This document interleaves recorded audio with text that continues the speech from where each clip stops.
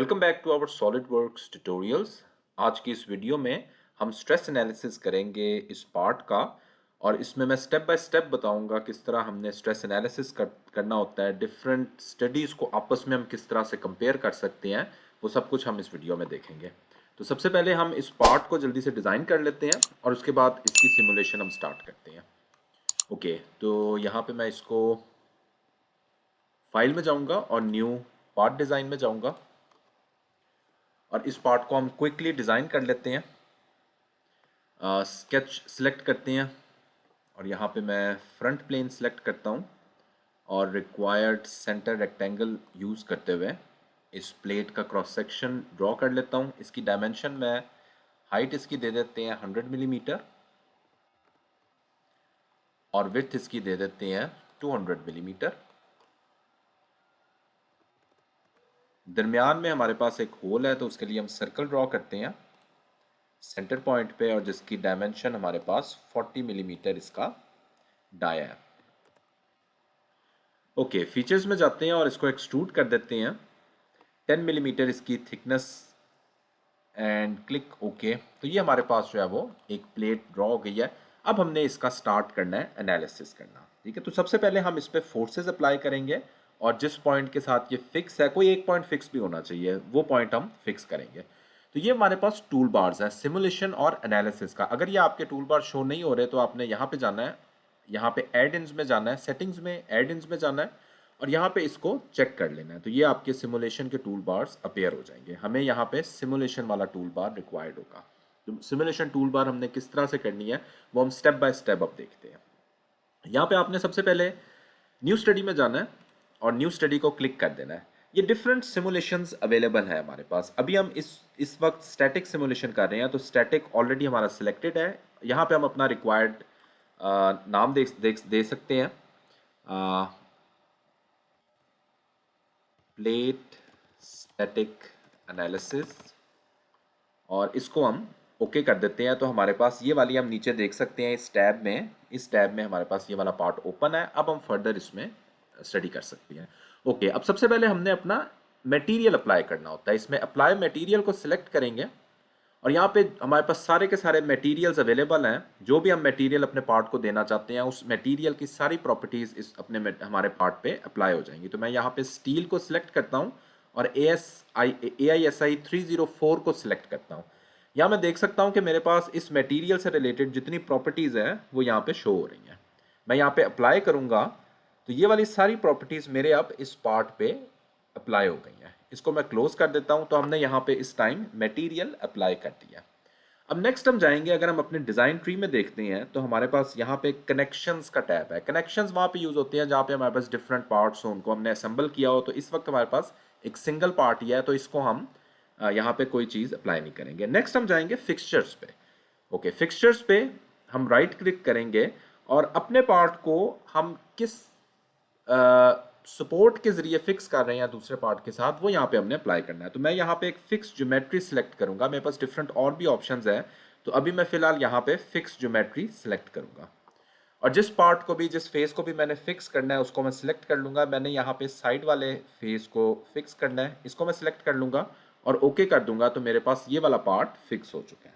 Okay, अब next चीज में जाऊंगा, इसी के नीचे हम देखते हैं एक्सटर्नल लोड। अब मैंने अपने प्लेट पे लोड अप्लाई करना है, यानी फोर्स अप्लाई करनी है। तो मेरे पास एक टेंसाइल फोर्स है जो मैंने अप्लाई करनी है। इस पे राइट क्लिक करेंगे और यहाँ पे डिफरेंट फोर्सेज हम अप्लाई कर सकते हैं। मैं यहाँ पे फोर्स को अप्लाई करूंगा। अगर मेरे पास कोई रोटेशनल कंपोनेंट होगा तो उसमें मैं टॉर्क अप्लाई कर सकता हूँ। तो यहाँ पे मैंने फोर्स अप्लाई करनी है, टेंसाइल फोर्स। तो फोर्स को सिलेक्ट करेंगे, जिस रिक्वायर्ड फेस पे मैंने फोर्स अप्लाई करनी है उसको मैंने सिलेक्ट कर लेना। अब मैं यहाँ पे देख सकता हूँ मेरे पास एक कंप्रेसिव फोर्स अप्लाई हुई है, मुझे चाहिए टेंसाइल फोर्स इसके ऑपोजिट डायरेक्शन में। तो मैं यहाँ पे रिवर्स डायरेक्शन कर सकता हूँ। अब ये मेरे पास एक टेंसाइल फोर्स है, इसकी मैंने रिक्वायर्ड मैग्नीट्यूड देना है। तो लेट्स से हम 45,000 न्यूटन फोर्स इस पे अप्लाई कर रहे हैं। यूनिफॉर्मली डिस्ट्रीब्यूटेड है ऑल अलोंग द फेस, और इसको मैं ओके कर दूंगा। ओके, अब मेरे पास सारी की सारी फोर्सेस और जो भी पार्ट्स मैंने फिक्स करने हैं वो इस टाइम कंप्लीट है। नेक्स्ट स्टेप मैं करूंगा मैशिंग की। यहाँ पे हम देखते हैं मैश। तो राइट क्लिक करेंगे और क्रिएट मैश को क्लिक कर देंगे। अब ये हमारे पास बहुत एक इंपॉर्टेंट स्टेप होता है, जो भी हमने ये स्ट्रेस एनालिसिस करना होता है वो मैश क्रिएट करने के बाद होता है।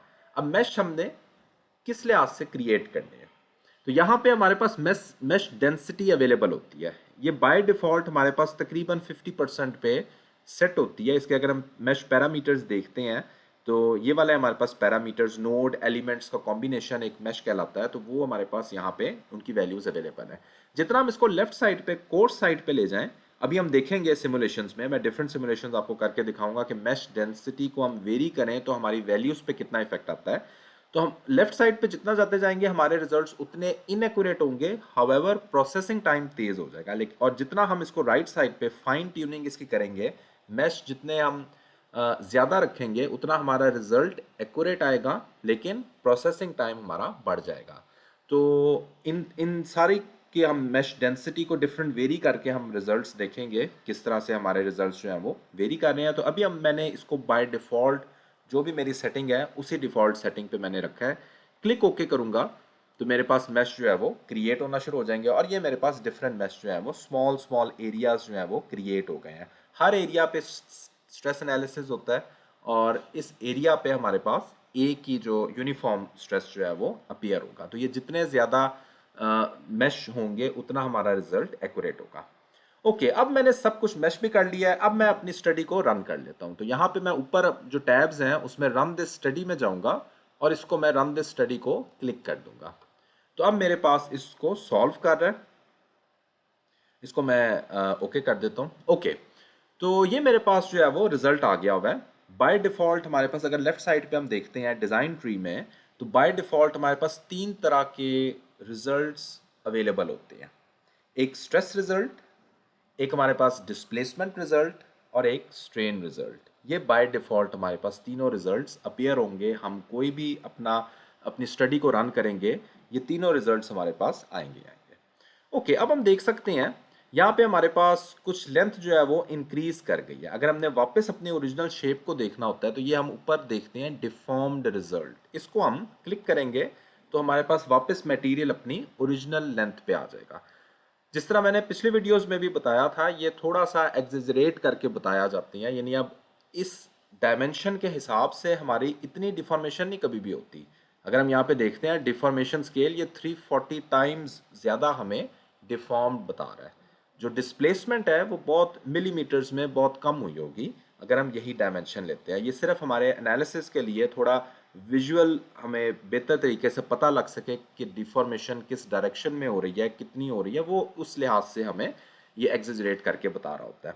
ओके, एनीवेज अगर हमने अनडिफॉर्म्ड रिजल्ट्स भी देखने हैं और प्लेट पे हर जगह स्ट्रेसेस किस लिहाज से आ रहे हैं वो हम देख सकते हैं, लेकिन अभी फिलहाल हम इसको डिफॉर्म्ड रिजल्ट ही रहने देते हैं।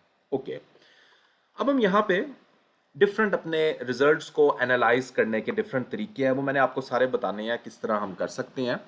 इसके लिए हम सबसे पहले यहाँ पे अगर देखते हैं, इसको राइट क्लिक करेंगे और यहाँ पे हम एडिट डेफिनेशन पे क्लिक करते हैं।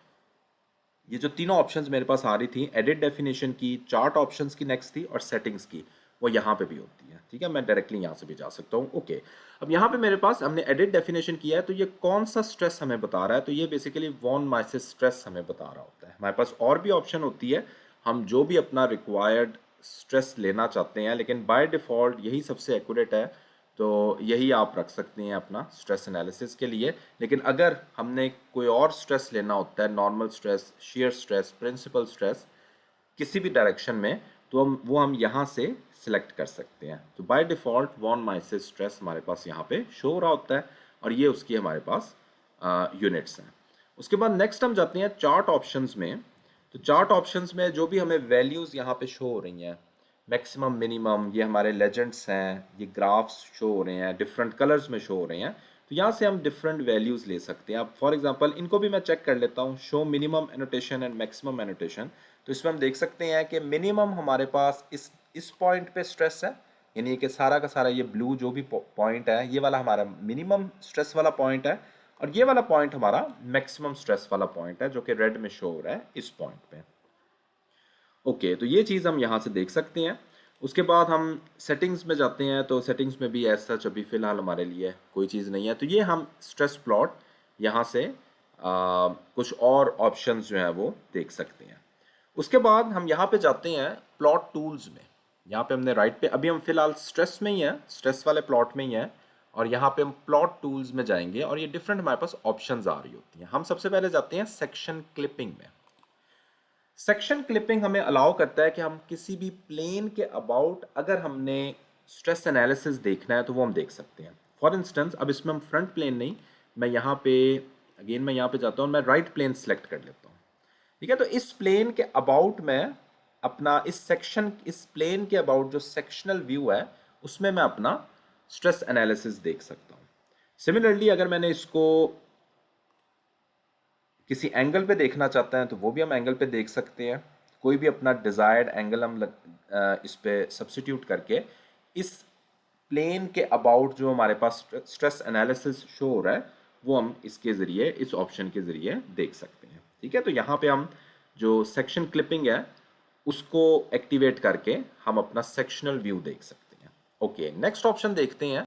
प्लॉट टूल्स में ही अगेन हम जाएंगे और आइसो क्लिपिंग की ऑप्शन देखेंगे।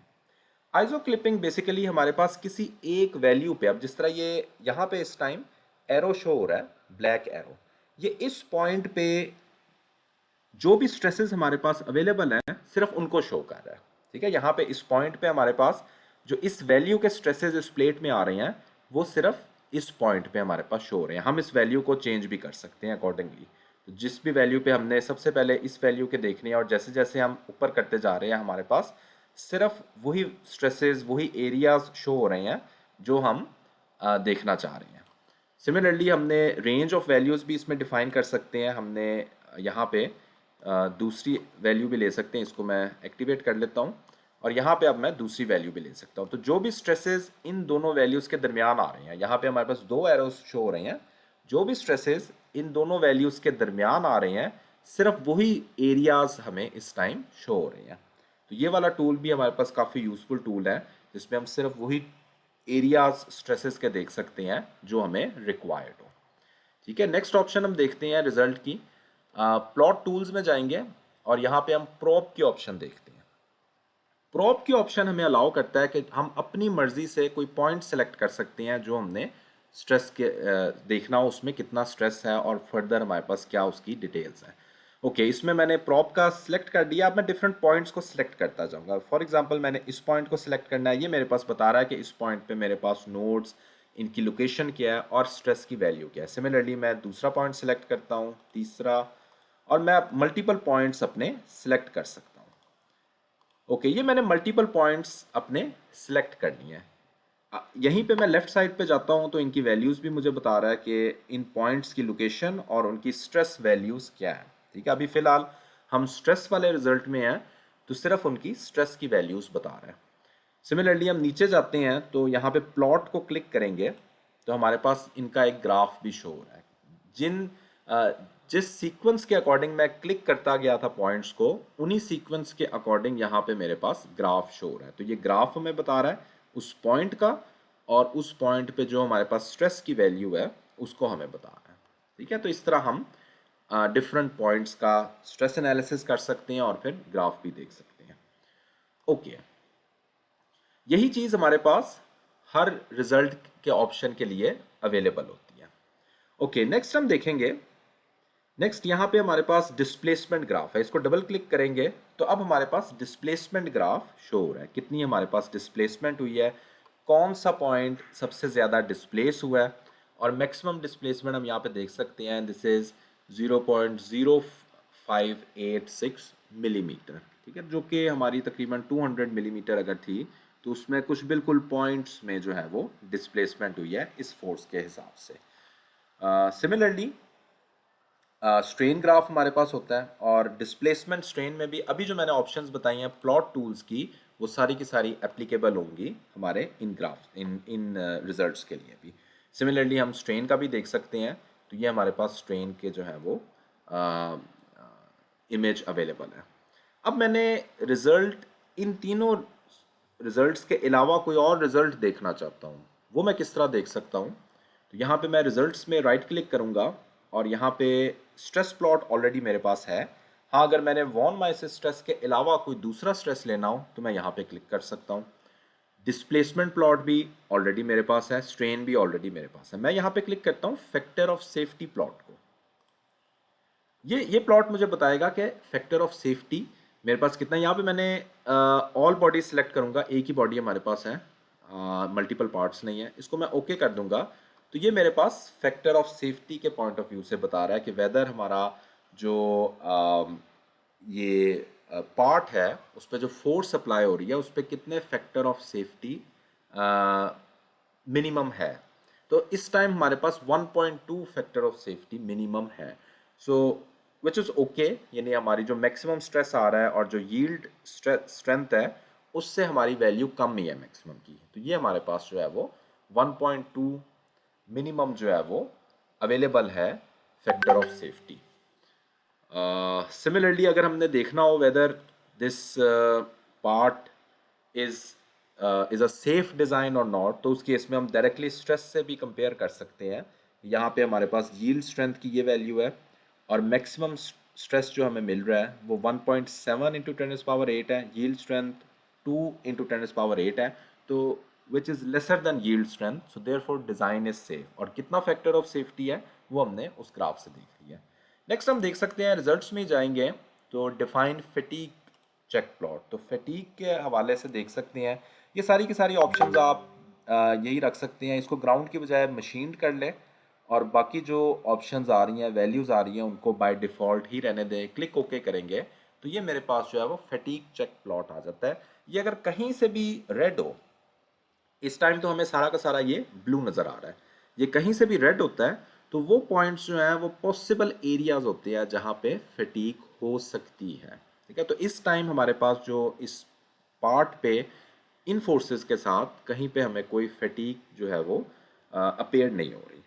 तो ये हमारे पास डिफरेंट जो है वो रिजल्ट्स की ऑप्शंस होती हैं जो हम रखते होते हैं। और इसके अलावा अगर हमने इनकी पूरी रिपोर्ट बनानी होती है कोई फर्दर प्रेजेंटेशन में या कहीं पे भी रिपोर्ट हमने सबमिट करनी हो तो यहाँ पे हम रिपोर्ट को क्लिक करेंगे। ये एक वर्ड डॉक्यूमेंट हमें बना देगा इस सारे के सारे इस पार्ट का, जो भी हमने इसमें अजम्पशंस की हैं, मटेरियल दिया है। ये हमारे पास हेडिंग्स आ रही है, हमने कौन कौन सी हेडिंग्स लेनी है। फिलहाल मैं इनको सारों को चेक कर देता हूँ, पब्लिश पे क्लिक करता हूँ तो मेरे पास एक वर्ड डॉक्यूमेंट पब्लिश हो जाएगा।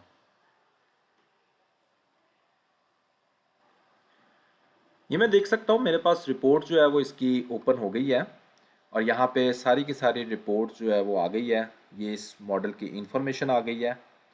उसके बाद जो भी हमने इसको मैश टाइप दिया है, जो ऑप्शन सेलेक्ट की थी, यूनिट सेलेक्ट किए थे, इस पार्ट को जो मटेरियल प्रॉपर्टीज़ दी थी वो यहाँ पे शो हो रही हैं, जो फिक्स पार्ट दिए थे वो शो हो रहे हैं, जो फोर्सेस अप्लाई की थी वो सारी फोर्सेस और हर चीज़ शो हो रही है। उसके बाद रिजल्ट्स शो हो रहे हैं। स्ट्रेस रिजल्ट हमने देखा था, डिस्प्लेसमेंट रिजल्ट देखा था और स्ट्रेन रिजल्ट, और इसी तरह हमने फैक्टर ऑफ सेफ्टी और ये वाला फटीग चेक का देखा था। ये सारे के सारे हमारे पास रिजल्ट्स एक कंबाइंड फॉर्म में एक रिपोर्ट में शो हो रहे हैं। तो इस तरह हम रिपोर्ट जो है वो जनरेट कर सकते हैं।